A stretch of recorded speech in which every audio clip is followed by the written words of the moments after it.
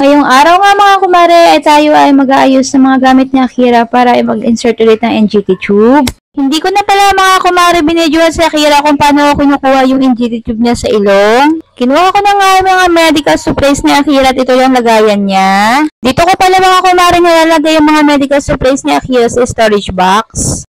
Nang matapos na nga ayusin ko yung mga gamit ni Akira, binuhat ko na din si Akira.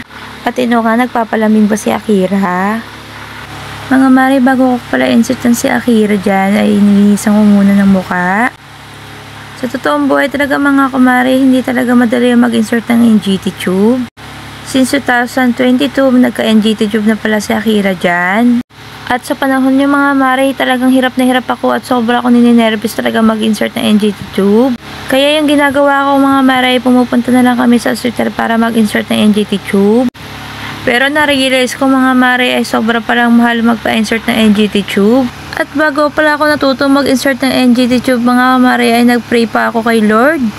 At ang sabi ko sa kanya, Lord, bigyan mo ako ng lakas at loob para ma-insertan ko si Akira ng NGT tube para hindi na kami pabalik-balik sa ospital. At dininig nga ni Lord yung aking prayer at may ginamit siyang isang tao na nakakakilala ko na co-mother ko pa nagturo sa akin through online. At thank you naman kay Lord at dininig niya yung prayer ko at natuto nga ako mag-insert ng NGT tube ni Akira at hindi na namin kailangan pumuntang ospital.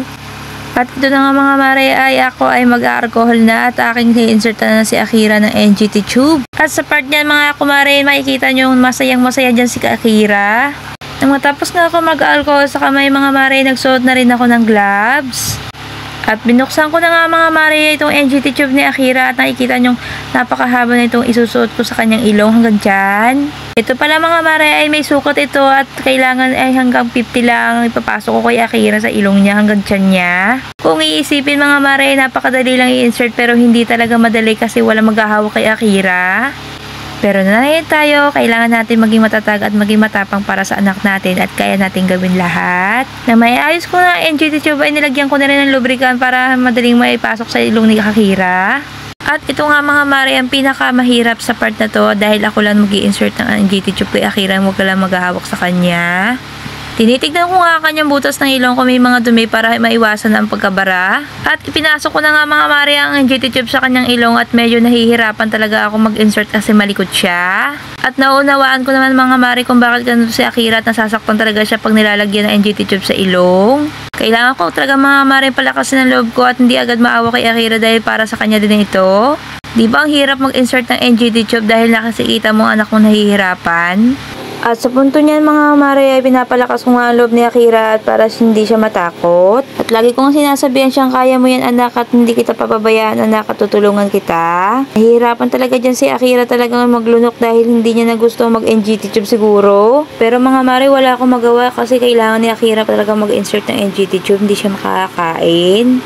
Gustuhin ko man hindi pwede talaga mga mare, kailangan talaga ni Akira mag-insert ng NGT tube. Hindi ko na nga mga kumare kinuha ng video ng buong buo kasi matagal kami nag-insert ng NGT tube dahil ayaw ni Akira talagang lunukin. Hindi ko na nga kinuha ng video yung paano mag-insert talaga ng NGT tube kay Akira mga mare. Nang matapos na ma-insert ko si Akira ng NGT tube ay aking chinek naman ng kanyang tiyan kung tumutunog na. Na-check ko na nga mga mare at nandoon na nakain sa loob ng tiyan niya, okay na at pwede na siyang kumain. Pero umaga ngayon mga mare, kailangan na lang yung minom ng gatas na may green barley.